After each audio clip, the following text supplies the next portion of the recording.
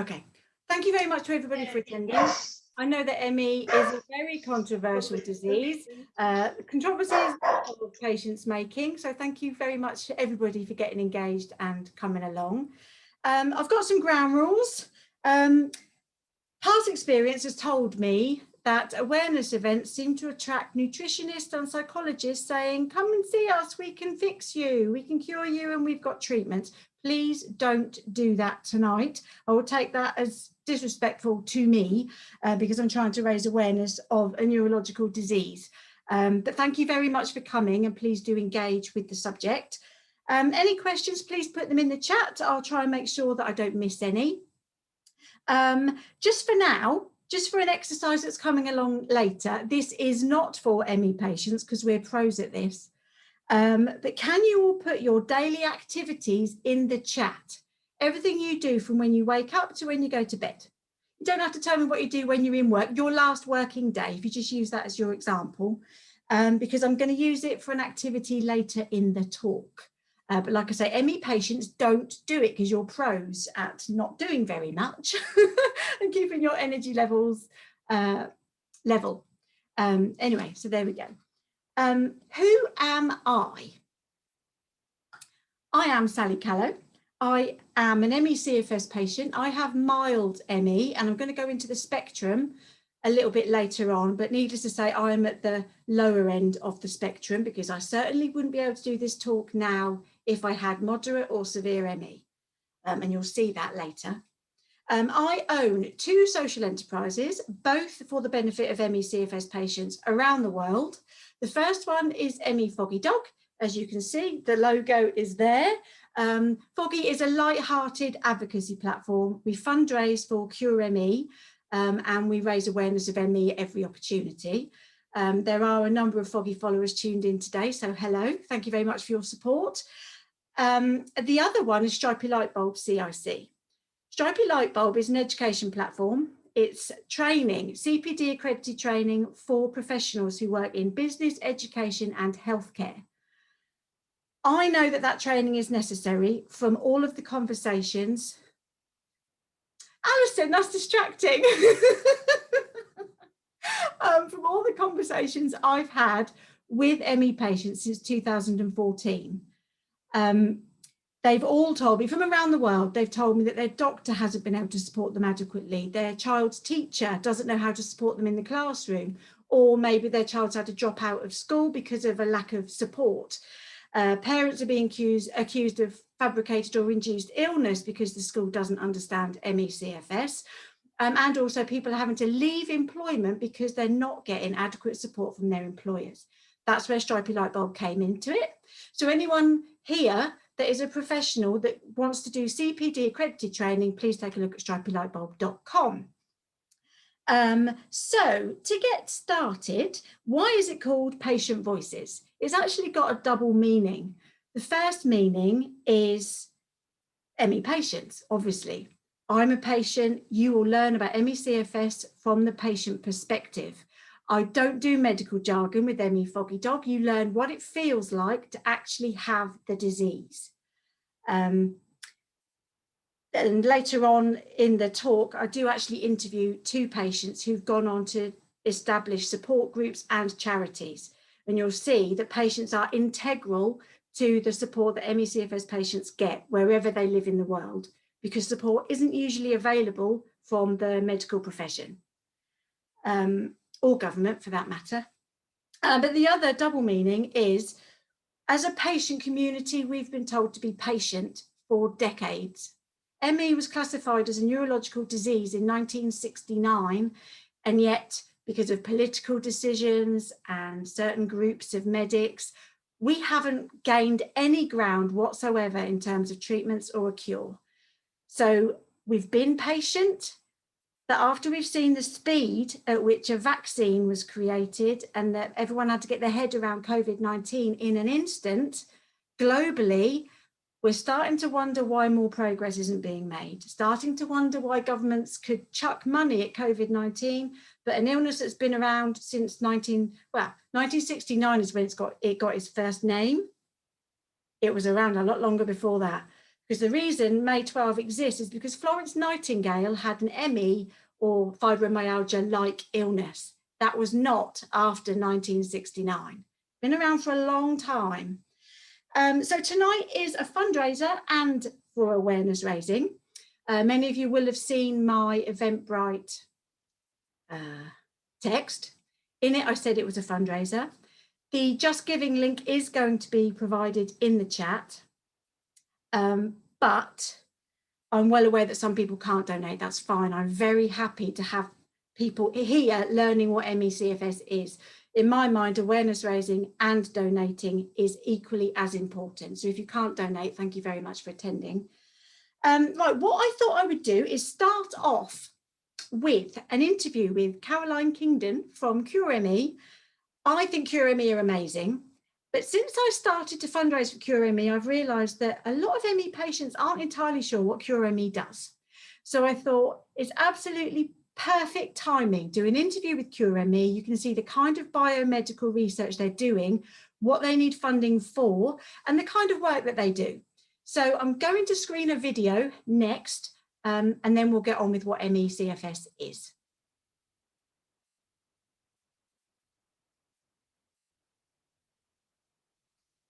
So ME Foggy Dog has fundraised for Cure ME for the last couple of years. Cure ME is based at the London School of Hygiene and Tropical Medicine.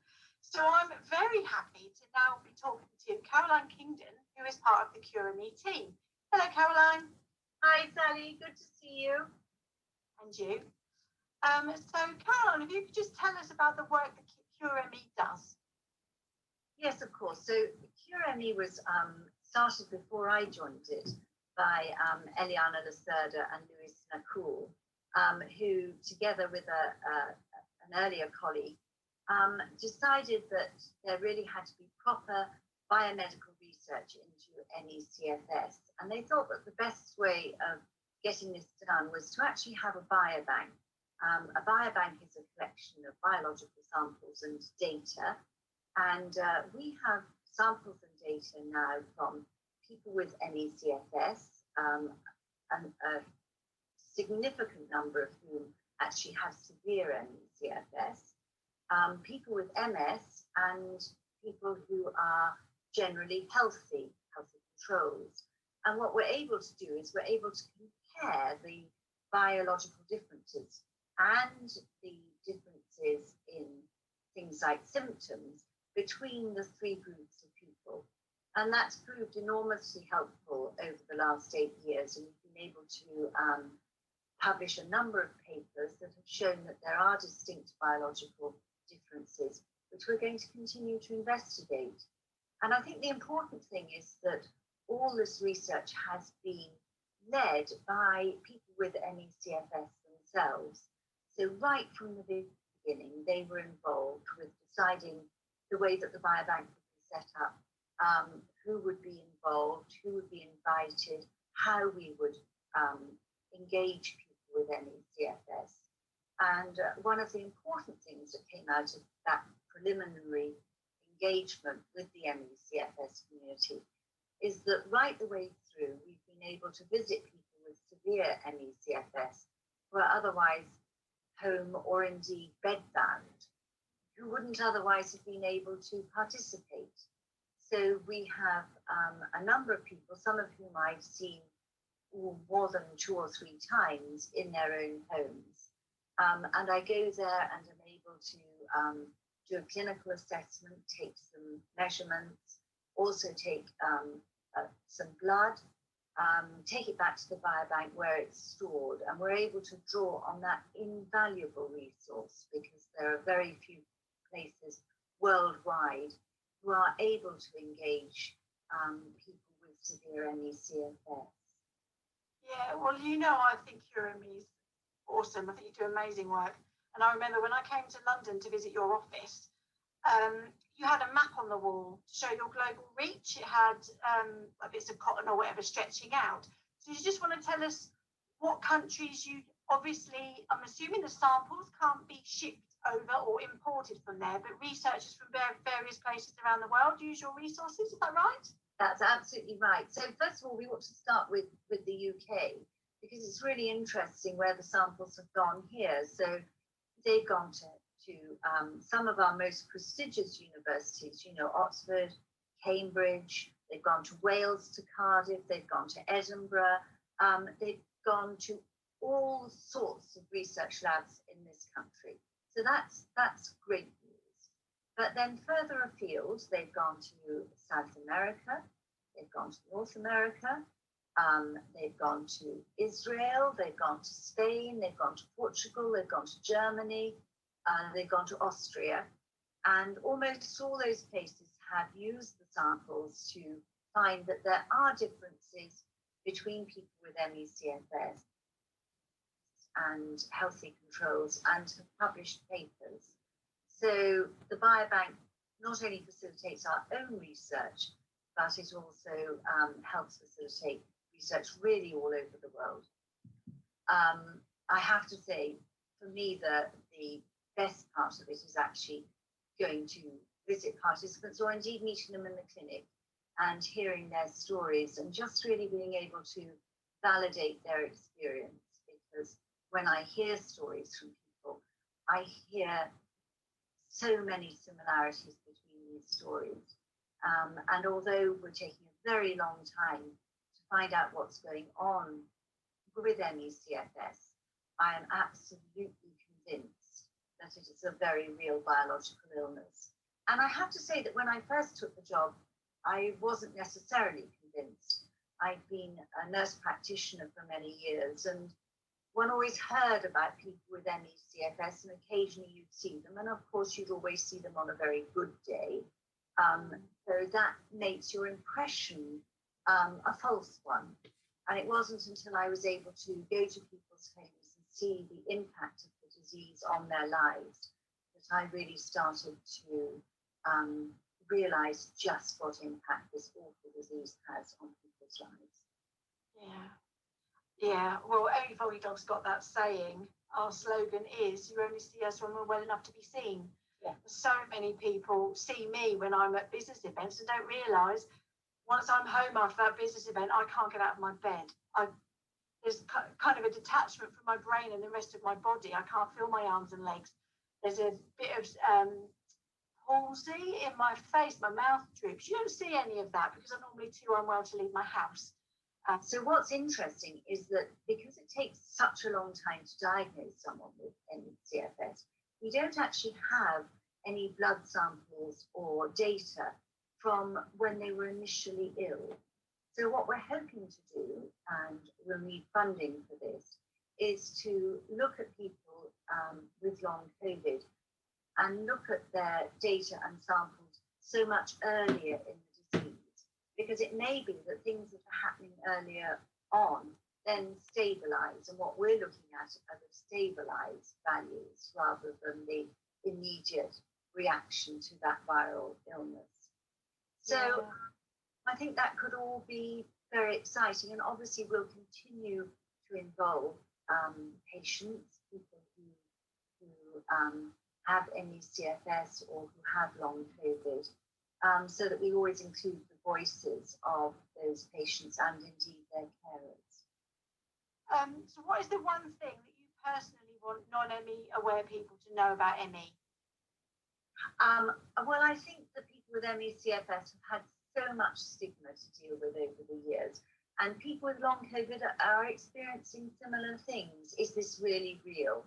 And I would just like people to know that this is a very real disease which has profound effects on the people who have it. Even people mildly affected sometimes have to change their entire lifestyle. They might manage to go to work, but that impacts everything else. And it impacts the parts of life that bring richness to an existence.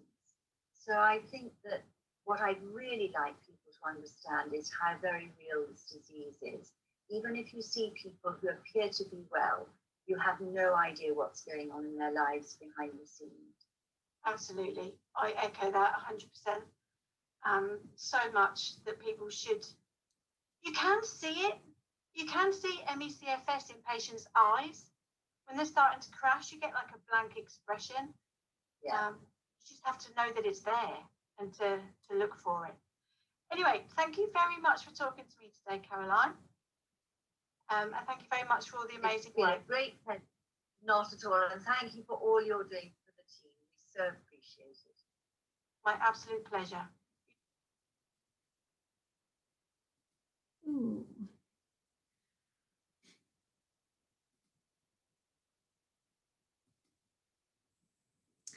Okay, so now you can see why we fundraise for Cure ME. Prior to becoming a social enterprise, I raised over £10,000 for the ME Association, but I specifically said, can you put all of my money to biomedical research? I later found out it was mainly ending up at Cure ME anyway, so I just go straight to Cure ME now. It's much easier, and I definitely think it's a worthwhile donation, definitely. Okay, so the past 6 months have been absolutely mind-blowing. 16 months have been mind-blowing for the ME/CFS patient community. With me in particular, as you can see, 22nd of January 2020, I was in the House of Lords winning an award. I genuinely felt like the tide was turning, positive change was being made. I was a very small part of that, but I was very happy to get that award. The award is there. And I genuinely thought, now something's going to start happening. The NICE guidance was changing, or rather being reviewed. And I just felt really positive and something was going to happen. And on the evening of the awards, the CEO of the DSC, Directory of Social Change, acknowledged the strength of character needed to stick my head above the parapet every day as an advocate, because there's nowhere to hide. And I face that stigma every day as a patient and as a campaigner. But in my mind, it's worth doing. If I've got the energy to do it, then I do it. It's fine. But it was nice to have that acknowledged. So everything was going fantastic. And then COVID hit. This is a video, I'm just waiting for YouTube to warm up, that I recorded on the 7th of March. I'm just going to play the first minute and you'll see that I was trying to get this message out very early.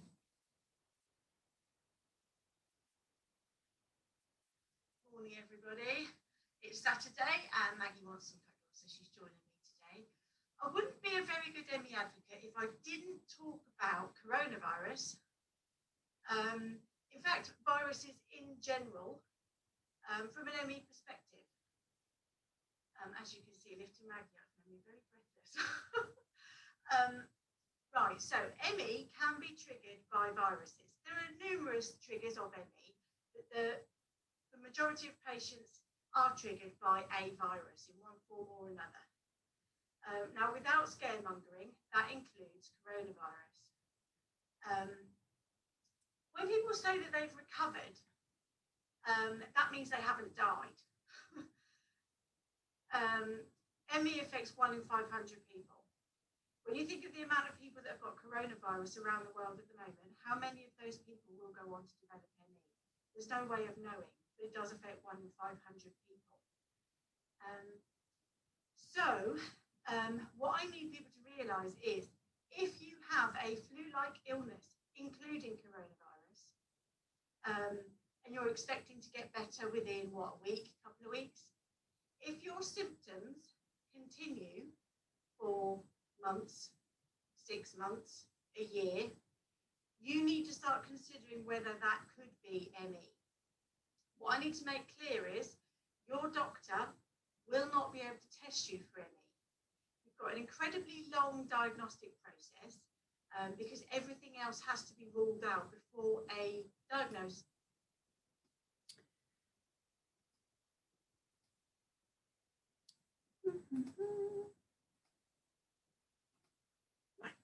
Okay, so now you can, that was back in March. And it wasn't until July that anyone really started to talk about long COVID.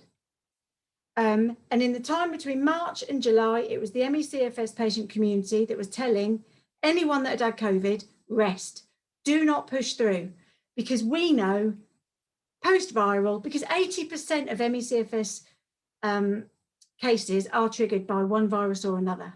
There are multiple triggers, but that is the main one. And now, months later, if not a year later, so many people that were previously long COVID patients have contacted me and other advocates, patients and charities to say thank you so much, because I would have gone back to work still unwell, and who knows what that would have developed into. Because there's an awful lot of people that did go back to work that are now very poorly. So rest is best is definitely the mantra that needs to still be pushed, because although cases are down, there's still 200 odd cases a day. If 1 in 10 goes on to develop long COVID, that's still a significant number of people. So we're still getting that message out there about rest is best. So yeah, as you can see, Dr. Fauci has said it's extraordinary how many people with COVID-19 have a post-viral syndrome that is very strikingly similar to myalgic encephalomyelitis chronic fatigue syndrome. And then Walter Koroshetz said, I think ME/CFS and long COVID overlap so much that over time they will become one and the same. ME/CFS is thought in most cases to be a post some infectious illness. Only difference here is that we know what virus is driving it in large numbers of people. And I was thinking about a comparison earlier. So this is a hypothetical scenario. 2 people come down with viruses on the same day. One is an ear infection, like I had, and one has COVID-19. They get a positive test result. A year and a half later, they've both got criteria. Sorry, they meet the criteria of ME. The person with the ear infection gets an ME/CFS diagnosis. The person that's got the COVID test may or may not get the ME/CFS diagnosis. They might be called post-acute sequelae of COVID. So we are seeing an awful lot of people that are now getting an ME/CFS diagnosis because they meet the ME/CFS diagnostic criteria. No other virus has a test to prove that you had that virus. When I had labyrinthitis, I didn't take a test to prove that I had labyrinthitis. The GP diagnosed me. And that's going to cause issues in the future, because there is going to be an element of, especially with the asymptomatic COVID patients, how are they going to prove what virus has triggered their chronic illness? But I personally have spoken to at least 50 newly diagnosed ME/CFS patients who had what they believe was COVID last year. So it's starting. Whether they should be diagnosed with ME/CFS or not, they're getting the diagnosis. And I'm going to go into the diagnostic criteria in a minute. Next. Okay, so what is myalgic encephaloma? Oh, rewind, sorry. I went fast, went forward too many times. Georgina, can we go back one? Yeah, just click the back arrow on your... I can't see it. I can't see that. Oh, there we go. It's all right. Thank you. Okay, so anyone that doesn't follow Foggy, COVID-19 hit me on the 23rd of March 2020. First day of lockdown in the UK, I got symptoms of COVID. And I've been a long COVID patient now for over a year. Unfortunately, when I was on my bed, I was in quarantine for a month because at that point, nobody knew, because my symptoms were ongoing and they felt very acute. Nobody could tell me if I was still contagious or not. And testing was not available within the community. So I literally quarantined for a whole month. That was a lot of time watching the news and surfing the net, going on Twitter. And I saw so much misinformation about ME/CFS while I was in quarantine. And since then, there's been a raft of misinformation, and that's the reason behind this event, because somebody needs to step forward and say, actually, that's just not right. Actually, just not right. In the press, they keep calling it chronic fatigue. Chronic fatigue is a symptom of many other illnesses and/or an illness on its own. It is not myalgic encephalomyelitis or chronic fatigue syndrome. That drives me nuts every time, at least once a week. They say that in newspapers. I don't know if anyone's attempting to correct it. I know ME Action are doing some kind of journalism thing, but is it any wonder that the general public thinks that ME is chronic fatigue, if that's all they see in newspapers, or that it's just tiredness? There's up to 60 symptoms that come along with ME, so it's not just tiredness. So this event hopefully will set the record straight for a few things. Okay, so what does myalgic encephalomyelitis mean? You can kind of work out what bits of the body are affected by the name. You can also get a rough idea of the kind of symptoms that we get. So it means brain and spinal cord inflammation with muscle pain. And when you think about how many things are controlled by the brain, you can kind of get an idea. So memory issues, concentration, slurred speech, just basic cognitive impairment. I was very lucky that I didn't have pain for the first 10 years of my ME, but in the last 4 years, I've had neuropathic pain. But yeah, so many problems caused by ME is so much more than just tiredness. So ME is a multisystemic neurological disease that affects every single system of the human body, including the immune system. So that's why ME patients have been fighting so hard to be included on the vaccine priority list, because we are immunocompromised, or at least immunodeficient. Our immune systems don't work in the same way as everybody else's. And yet we were not included on that priority list, in the same way that we weren't included on the shielding list either. But you'll see later, when I talk about severe ME, there is always the risk that ME-CFS patients will deteriorate to either from mild to moderate or mild through to severe. Severe can also improve, not get better necessarily, but improve, but it's a fluctuating spectrum. So we might not die from COVID, but knowing that you may well end up bedbound is reason enough to want to be on that priority list. So that's where lack of knowledge is dangerous, in my view, because that could seriously harm an ME-CFS patient's life. And we're not just talking about being in their bed for a week, we're talking about years or decades. So here are just some of the symptoms that come under the umbrella of ME. This is around 30. You can have up to 60 symptoms under the umbrella of ME. Most patients have around 25 of them. Yeah, but it's very individualistic. Patients don't have exactly the same symptoms. We all have our own symptoms, our own fluctuations, and our own severity levels. No patient's experience is exactly the same as another patient's. ME is so much more than simply a cluster of symptoms. This is why we don't like the term chronic fatigue syndrome, because it's very vague and wishy-washy. It hasn't got defined edges. And we feel as a patient community that ME, myalgic encephalomyelitis, is a more appropriate name because it sounds more significant and actually says what is wrong with us rather than chronic fatigue syndrome. Chronic fatigue syndrome literally does sound like we are just tired. And as you can see from that screenshot, so much more than just being tired. I'm going to talk a bit about post-exertion malaise later. That is the key defining characteristic of ME-CFS.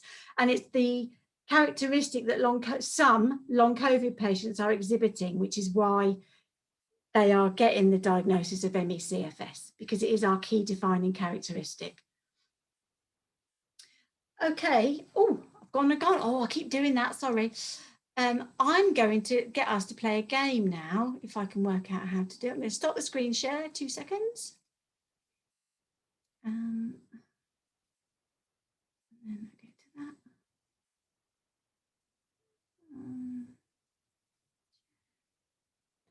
Right. Okay. This is Foggy's website. On here, just move my chat out of the way. Oh no, go away.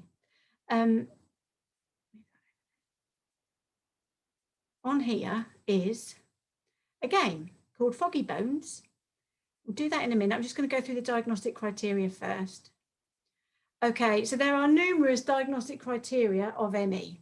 It's a very controversial area. Some people prefer one over another. The one that we've chosen to use for ME Foggy Dog is the one that the ME Association prefers. I think it's the Canada one, but I might be wrong. So there are 7 key indicators for making a diagnosis of ME. 1, as you can see on the screen, post-exertional malaise or symptom exacerbation. 2, exercise-induced muscle fatigue. 3, cognitive dysfunction. 4 is pain, but not every patient has pain. You don't have to have that to get your diagnosis. Sleep disturbance, that's either too much sleep or not enough. Ongoing flu-like malaise and autonomic symptoms. you have to meet that criteria or you do not get a diagnosis of ME/CFS. That said, I was diagnosed with CFS 2007-8, and at no point did my GP ask me if I had post-exertional malaise, ask me what my sleep was like, or ask me if I had any autonomic symptoms. They gave me the diagnosis of CFS based on the fatigue, but now I know I meet all of the different criteria for ME, so I am confident that I do have ME. Right, where's the game? Okay, so thank you all very much for sending me your daily activities. Foggy's got a game. This is loosely based on the spoons theory. ME patients will know what that is. It was a blog written by Christina Miserandino about a decade ago, I think, mainly for lupus patients to explain how they use their energy levels. Yeah, anyway, so she was basically in a cafe and she was explaining to a friend, if one spoon represents one activity, then I'll do one activity and lose a spoon. And she had 12 spoons. By the end of, say, the morning, her friend had run out of spoons. So that's what this game is based on. Now I just need to choose somebody's. If you've done exercise, I'm not going to choose you because that's a lot of spoons. Who's on here? Oh my goodness. Well, I'm going to do Chantel. Sorry, Chantel. So you got up. So these are the activities. So each category's got a different weighting. Each activity's got a different weighting. And things that you wouldn't even think take your energy are included in our energy management. So Chantel, get up. So you got out of bed. So I drag that over. You had a shower. Unloaded dishwasher. Oh, I don't know if I've got that. I missed that one for a minute.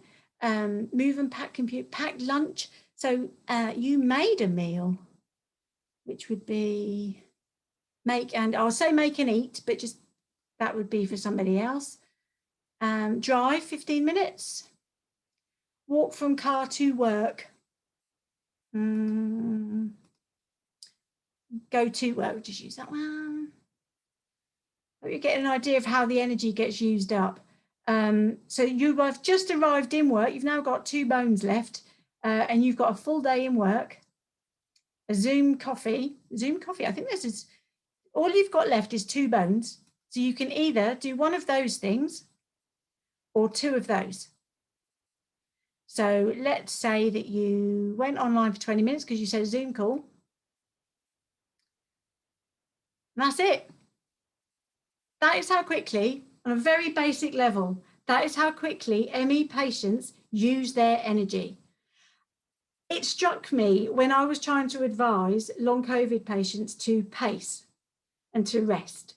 I was giving personal advice to some of them, and we were having phone calls and things. And I was saying, what are you doing every day? You know, you've said to me that you lay on the sofa and you watch TV, but, you know, why are you crashing so much? And he said, I don't know what time I'm supposed to start pacing. And I said, that doesn't sound good. What do you mean? And he said, well, by the time I've got up, had a shower, got the kids dressed, made their breakfast, done the washing up, wiping up, put the washing out, taken the kids to school, and got home to start my pacing, I've crashed. So it was back to basics, and it was even things like cleaning your teeth are going to use energy. I gave a talk at a local dental academy, and I said, you'd be surprised how often I clean my teeth sat on the toilet with the lid down, because I simply do not have the energy to stand upright and clean my teeth for 2 minutes. So it's things like that. It's kind of, I really don't have a lot of energy today. I'm going to save myself a smidge of energy, and I'm going to sit on the top of the toilet and clean my teeth. That's the only way cleaning my teeth is going to get done that day. I think unless you've got some kind of energy deficiency going on, you simply will not understand how every single thing the human body does requires energy, whether that's thinking, breathing, moving around, obviously, cognitive energy, I mean, the thing that wipes me out the most is a phone call. And usually I can only last half an hour on Zoom. So this is going to be an effort, and I can feel my voice going already. But anyway,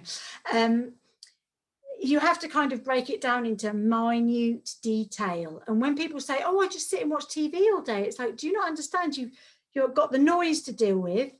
It takes energy to filter that noise and to kind of interpret what you're listening to. Also, looking at a blue screen takes energy. So when we say rest, we mean complete rest. Go and lay down flat in the darkened room if possible, no noise. As little stimulation as possible.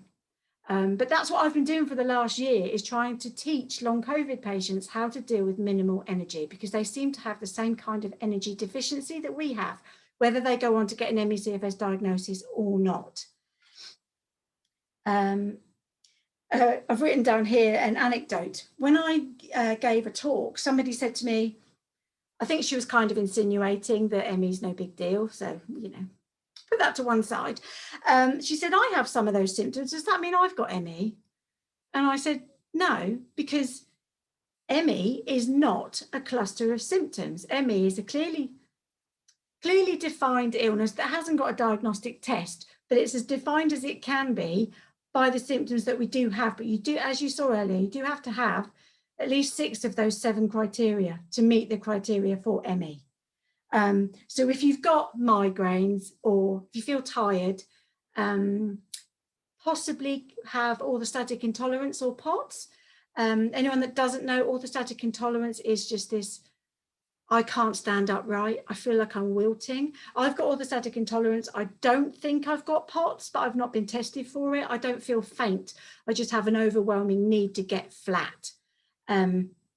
Yeah, so I don't do queues. If I can't get in and out of a shop, I can't go, because I literally just need to sit down. I've sat down on the floor of shops a few times when the seats aren't available during COVID, but anyway. But yeah, so there is no test. And we are, as a community, that's what we want. We want a diagnostic test, because at the moment it's kind of, we're having to guess at how many patients there are. There's a lot of misdiagnosis, underdiagnosis, and a very long diagnostic process. And hopefully the more money ME Foggy Dog raises over time for Cure ME, and the more other money is donated elsewhere around the world, the more scientists we have working on it, the better. Okay, so next one. Give me a second.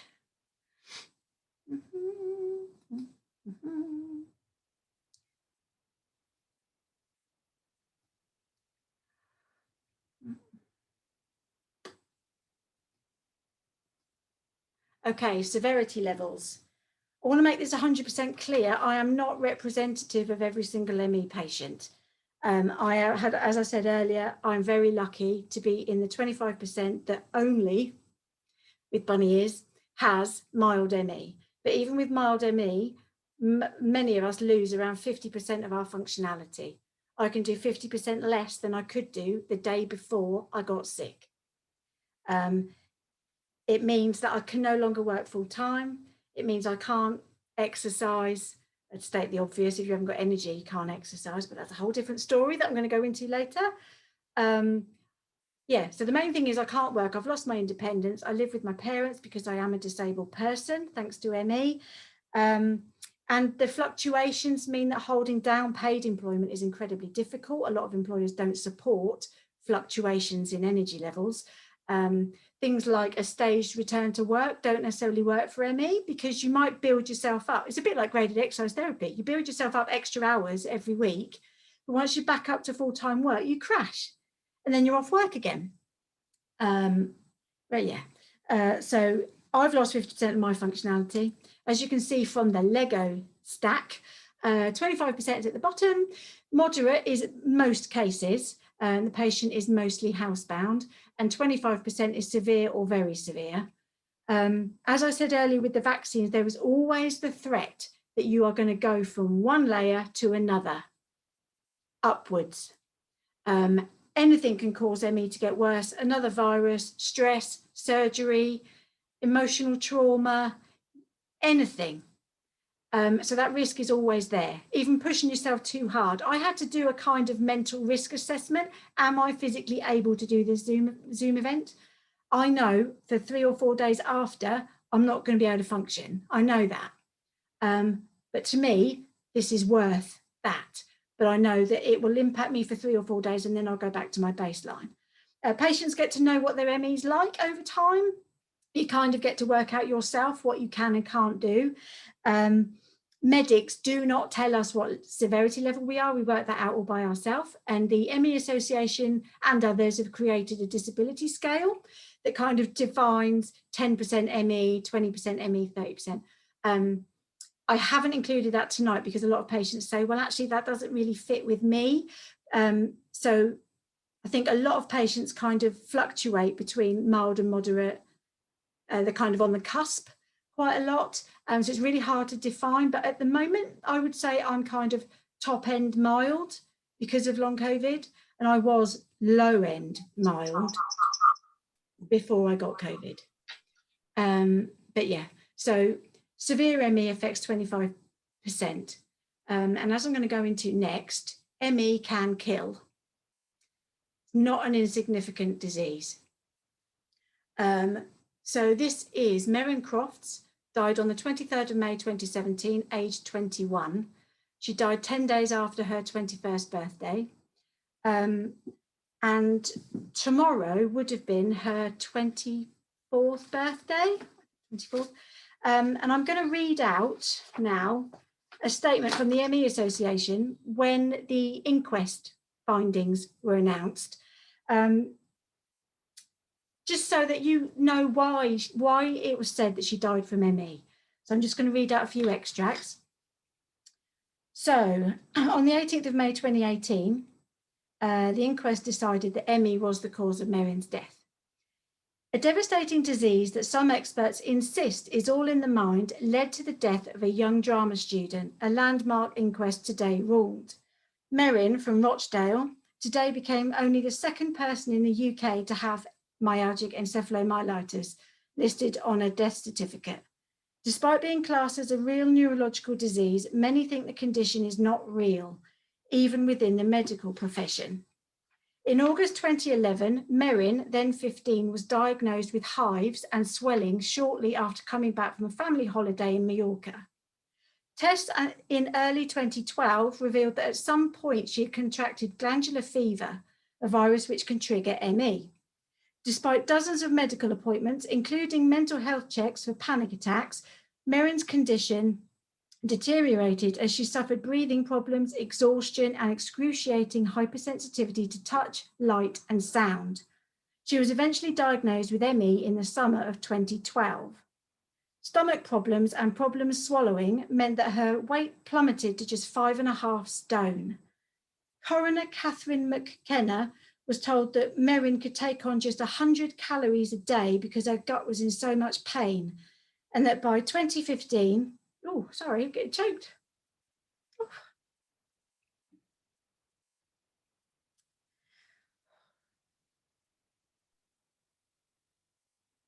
Sorry.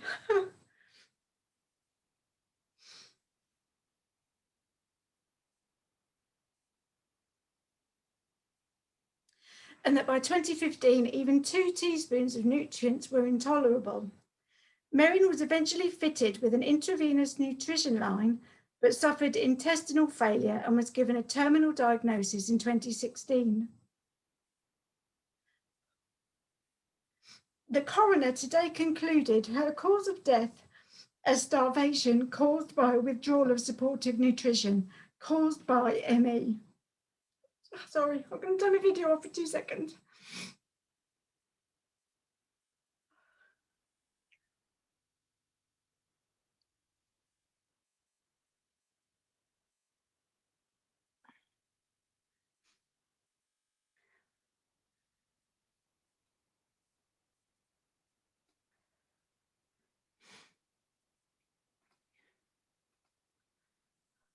Sorry, I always get upset when I talk about severe ME. Mrs. McKenna today concluded her cause of death as starvation caused by withdrawal of supportive nutrition caused by ME. She described Merryn as someone who bore her suffering with dignity and good grace. She said Merryn had suffered with ME since 2012, which caused severe fatigue, gastrointestinal failure, chronic pain, global hypersensitivity, loss of mobility and function. Despite extensive investigations, no reason for her gastrointestinal failure, which led to her reliance on supported nutrition, was found, and it was most likely it was caused by her ME. Pathologist Daniel Duplessis said that a post-mortem showed low-grade inflammation of nerve roots. It was suggested that this inflammation could have made her bowel hypersensitive to processing nutrients. Dr. Duplessis pointed out that Merryn had inflammation of the ganglia, gatekeepers to sensations in the brain. A post-mortem into the only other UK death attributed to ME, Sophia Mirza, aged 32, in 2006, also had ganglionitis.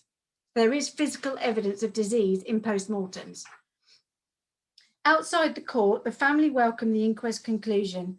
They said in a statement, "Today's ruling is proof, as if proof were needed, that ME is a real physical disease. It's a devastating and cruel illness that has robbed us of a beautiful daughter and sister. We've never wanted Merryn's death to be in vain, and we hope this inquest conclusion is a milestone in the way that ME patients are treated from now on." That was 2018. Nothing's changed since then. Right. Next one. Sorry for getting upset. Okay. I would say that many hundreds more have probably died from ME, but because, as it said in that statement, because many medics don't believe ME to be real, the secondary cause of death is usually put on the death certificate. We've also got quite a significant suicide rate. So there is a website with lots and lots and lots of names of people that have died in the past 5 years. So yeah, Merryn's just the second of many, unfortunately. And my heart goes out to anyone in her situation right now. Right then, so next up is, please don't forget to donate if you are able to. Thank you very much. Oh, by the way, I forgot to say earlier, if you are on Twitter or Instagram, if you can tweet, I'd be really grateful. Sorry, Petronella, I've just seen your message. You'll set me off again. Yes, if any of you could tweet and raise awareness that way, I'd be very grateful, because I'm so busy with this, I'm not touching my phone. So this was supposed to be amazing for the ME community. As you can see, I'll get my chat out the way. Nice. As I said at the start of the talk, we're reviewing their guidance this in 2020, and they released their first draft in November. And I have to admit, I was waiting for it and I thought, they're not going to do anything. I'm so used to us getting bad news. I really didn't think they were going to say graded exercise therapy was a bad thing. But I remember one of my friends texted me at like 6 o'clock in the morning and said, "You'll never guess what." And then my life just went upside down for a couple of days. So yeah, so NICE reviewed their guidance. And as you can see on the screen, recognise that people with ME/CFS may have experienced prejudice or disbelief and feel stigmatised by people who do not understand their illness. That is a reason behind this event, because I do believe that education and awareness is one of the ways to smash that stigma. And NICE do not offer people with ME/CFS any therapy based on physical activity or exercise as a treatment or cure for ME/CFS. We're all, if we had energy, we would have been jumping for joy, running naked through the streets. At last, they're paying attention. They know that graded exercise therapy is harmful to patients. Since then, there has been article after article after article in the press saying that ME patients are online trolls, that ME patients put pressure on NICE, that NICE don't really know what they're doing. It's patient pressure. Exercise isn't bad for ME patients. But what the worst thing is, the people behind graded exercise therapy are now attaching themselves to long COVID. I am going to show you a video on the next screen. Oh, move chat. On the next screen, it does a much better job than I can do to talk about the PACE trial and graded exercise therapy. I'm just waiting for my arrows to come up. Come on. This trial has been the bane of the ME/CFS community's lives for over a decade. So enjoy. This is from Broken Battery. His YouTube channel is really good. I thoroughly recommend it. He's got a series of videos all about the PACE trial and the politics behind ME/CFS.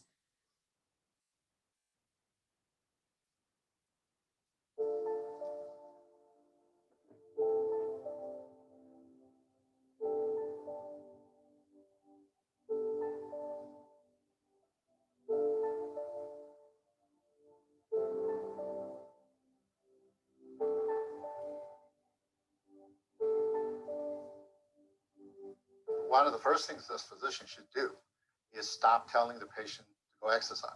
This is one disease you cannot exercise. And we know from our own surveys that graded exercise in actual fact makes over 50% of people with this illness worse.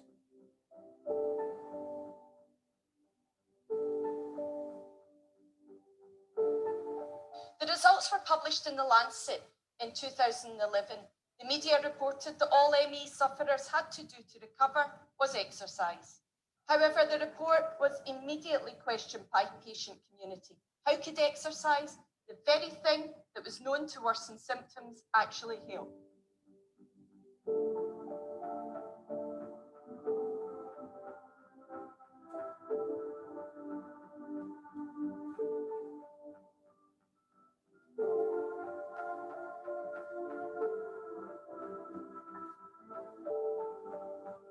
Calls to publish the raw data, basic protocol and good research were ignored. Queen Mary University spent an estimated £200,000 on keeping this data hidden. Finally, after a long battle, patients won a court order to force the PACE authors to release this data.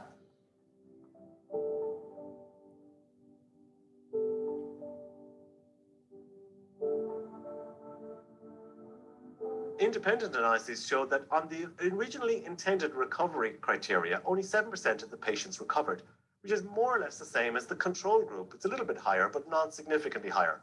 So there was no effect based on the original criteria, a massive effect based on the new criteria that just happened to be easier to achieve.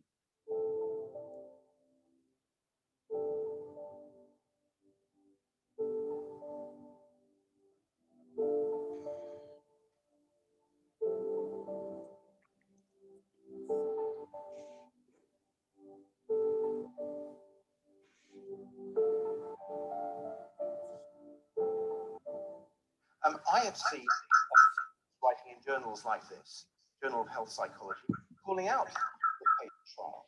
There's a huge amount of evidence, Mrs. Rossendale, from the science community, from very eminent people, questioning the whole PACE trials, their methodology, the evidence they used, the way they treated the patients.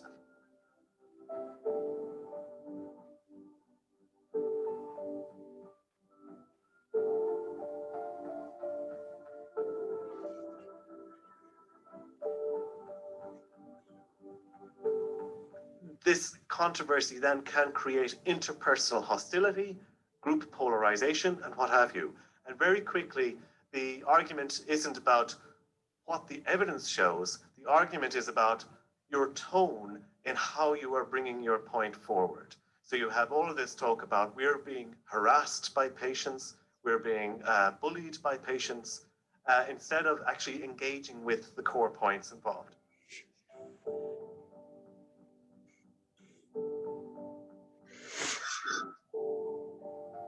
Online activists are silencing us, scientists say. So there's a big concern in the modern world about fake news and people being skeptical towards science. You think of vaccination or climate emergency and so on.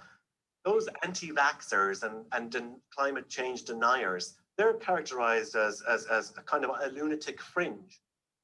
Well, in my view, and I've put this concisely, it seems to me that the bubble of people at the center of PACE and related approaches are using that narrative to accuse their critics of being a lunatic fringe, Okay, they accuse them of being anti-science rather than good at critically evaluating a methodology.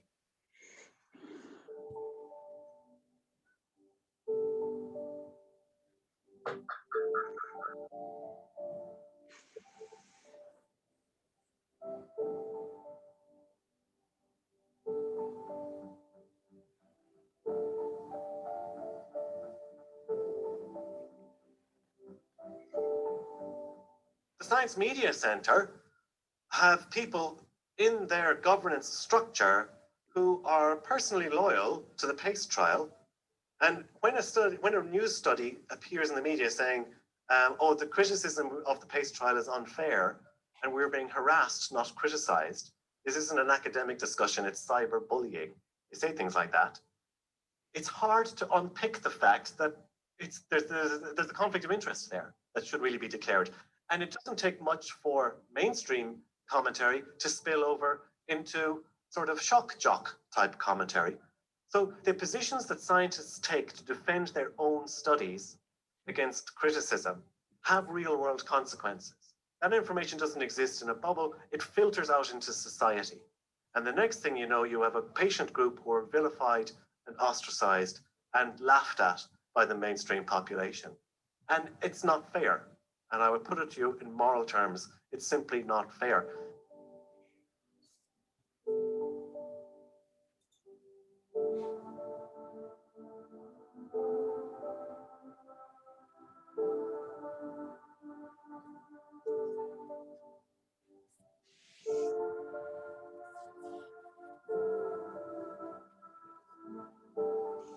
Interestingly, Professor Sharp, who I've already mentioned, one of the authors of the PACE trial, has emailed me this week. He has told me that my behaviour is unbecoming of an MP. So I say to Professor Sharp that if listening to my constituents, investigating their concerns and taking action as a result is unbecoming, then I stand guilty. What I find so shocking about this debate is that scientists seem not to want to have this debate. The fact that the Honourable Lady has been written to by a scientist and has been called out, I hope my honourable members from across this House will find shocking.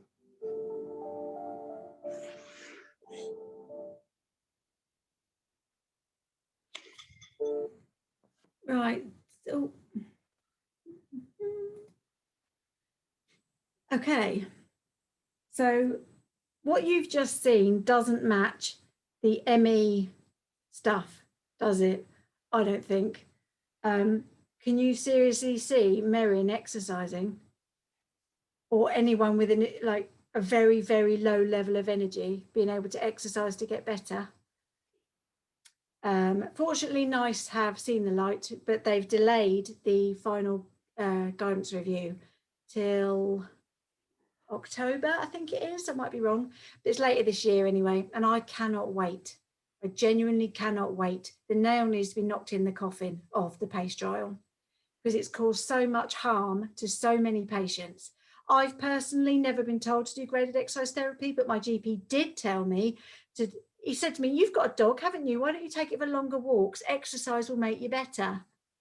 So it was low level. He didn't mention graded exercise therapy, but I got ME around the same time as the PACE trial.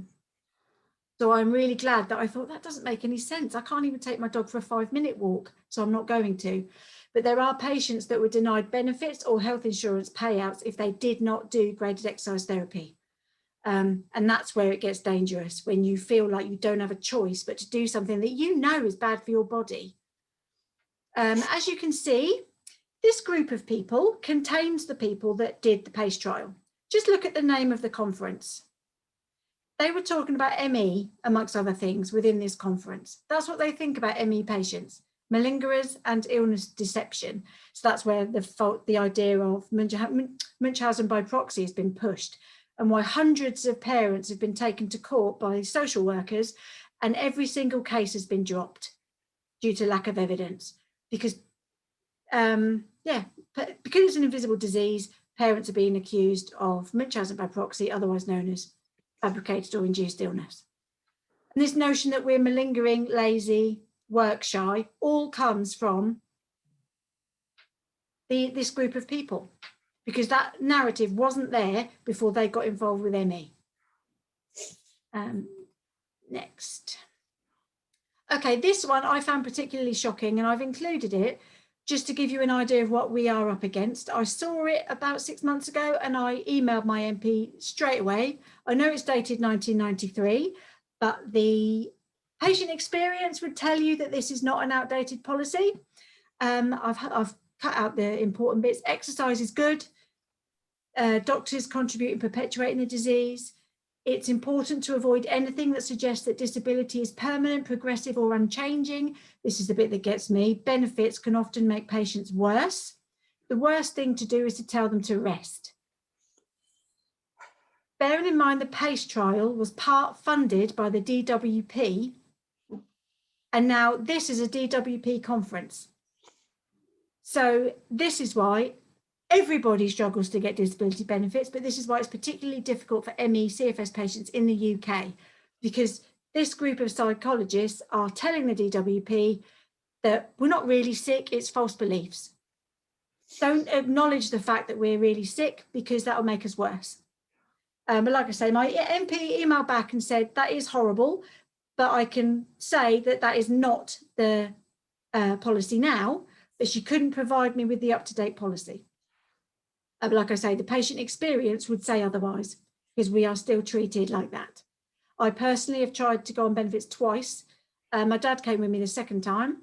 And in the report, he said that wasn't the conversation we had. They even used the degree that I'd done 10 years before I got ME against me, and said that if I did a degree, I couldn't possibly be disabled. Yeah. Me and the DWP don't really like each other, but anyway. So yeah, but as I've said there, history is repeating itself with long COVID. ME patients will know this. There was a document circulating on Twitter about a month or maybe 6 weeks ago. One of those psychologists gave a presentation to a Swiss health insurance company saying the same things as he said there. Exercise is good. They've got false beliefs about illness. Don't let them give in to it. It's not real. This isn't just any health insurance company. This is a Swiss insurance company at the top of a pyramid of global health insurance companies. Long COVID are going to have exactly the same fight that we had. So although I am an ME advocate, I am also going off on a tangent with long COVID as well at the moment, because I am a long COVID patient too. And, you know, it would just be history repeating itself in my case. So what they denied me with ME, they're now going to deny me with long COVID. Right, what's next? Okay. Okay. Now, this is one of my favourite ladies. Foggy followers will know that I've got a very close relationship with Retha. She is a friend I've never met. We WhatsApp each other every day. She's in South Africa. And I interviewed her as part of the Patient Voices narrative. Retha has ME herself. She set up a Facebook support group, and then it grew. And she's now running the ME CFS Foundation South Africa. There is only, as far as Retha is aware, one charity in South Africa that does ME CFS. In fact, there may only be one on the whole continent of Africa. So I'm going to share this video with you now.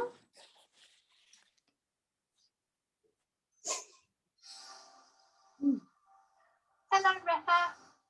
Hi, Sally. So, Retha, if you could tell us a little bit about your work for ME CFS patients in South Africa. I founded the ME CFS Foundation South Africa together with my daughter in 2015. And we do quite a bit. The scope is quite wide, but it boils down to awareness, advocacy, and helping patients. And what we do is we try at this stage to get as many doctors as possible aware of ME. It's really frustrating to know that there are so many doctors still not knowing. So we are absolutely doing our utmost best to address that area.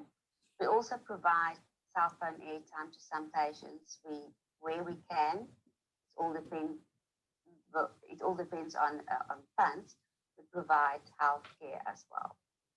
We provide emotional support. For example, once a week we do a WhatsApp video call for a few people who just want to talk, just emotional support. So the scope is quite wide. And we're also basically an information management organization.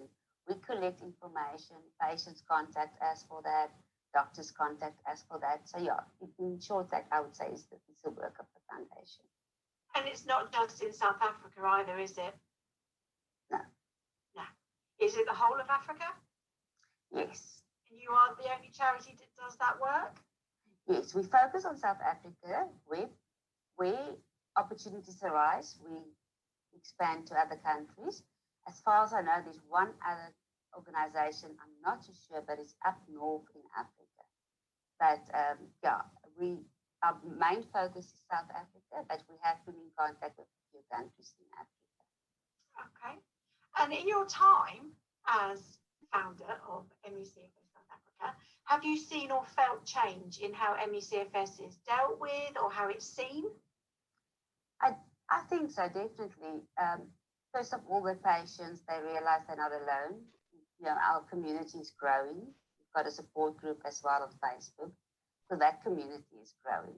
But also, definitely there's an increase in medical people who know about it and who are getting the correct message. Our message is do no harm to your patients. But it's a slow process. It's a very slow process. And yeah, but yes, I do believe there's been some change. And we are going to be again on national TV. It's a follow-up on the previous program 4 years ago. It will hopefully air in May. And it's going to be on ME as well as long COVID.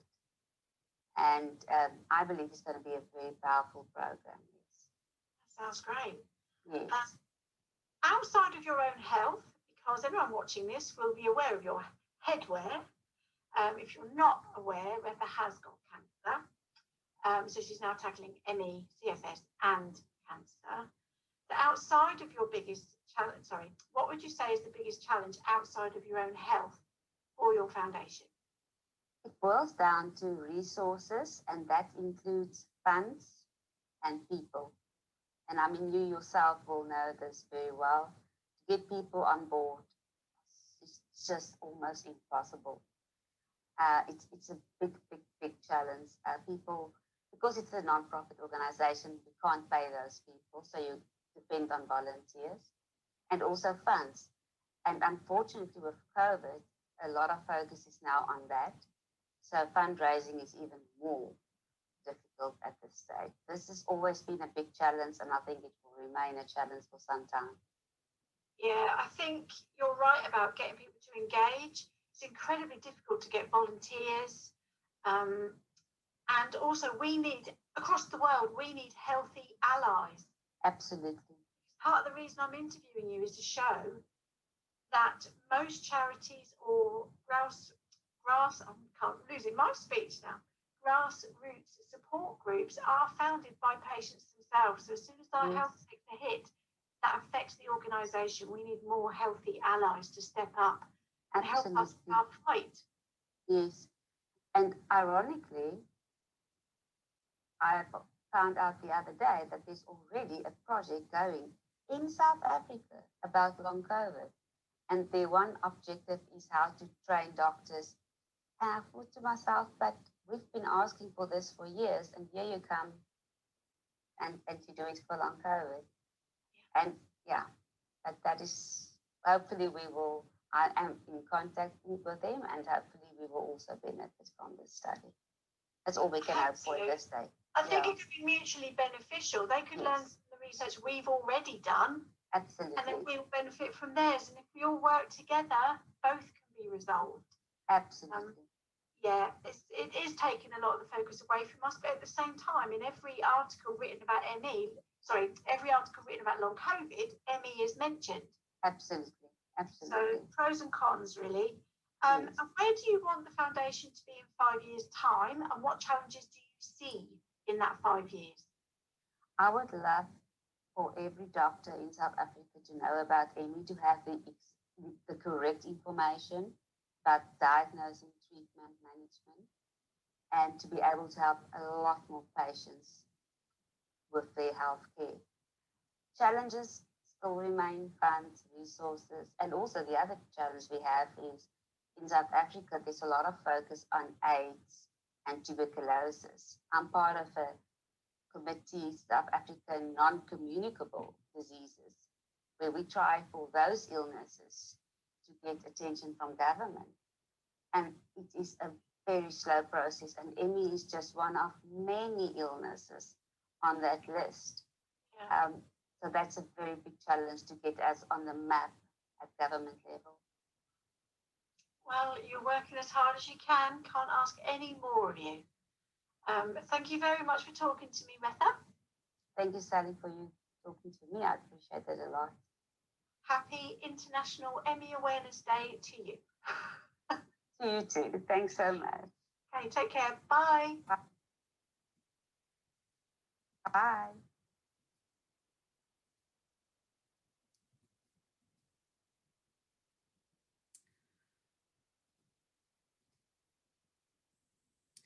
Okay, so I did have another video, but I've just noticed the time. So what I'm going to do is put Bill's video on the YouTube channel. Anybody that wants to watch Bill Clayton's talk about his support group, York ME Community.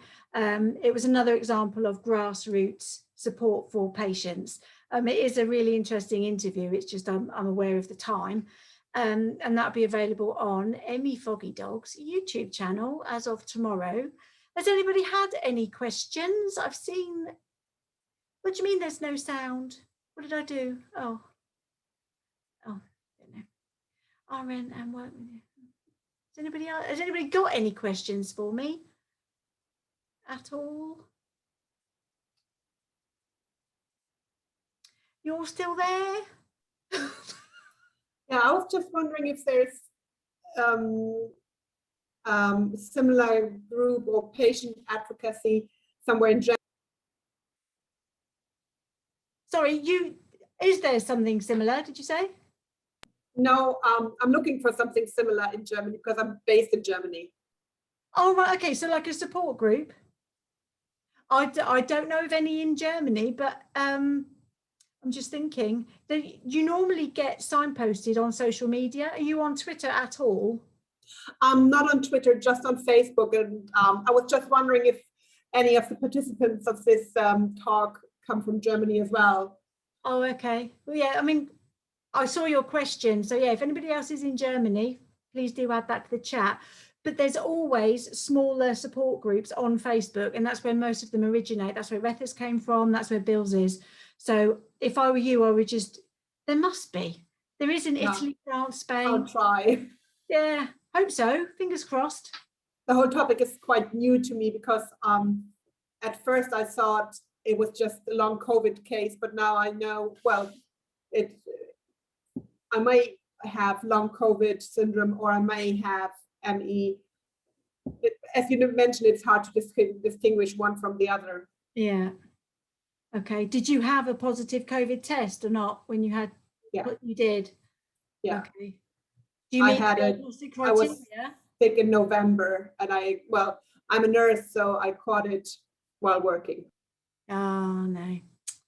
Are you not able to go back to work, I'm assuming? I am back to work, but it's really, really difficult. So on days when I'm working, it's all just go to work, sleep, eat, repeat. Yeah. When I used to work full time, I literally lived to work. When I wasn't in work, I was asleep, wasn't doing anything. That's the thing. If you've got to work, you've got to work. But as long as you're resting as much as you possibly can, it's pointless me saying you shouldn't be working if you need to work. So,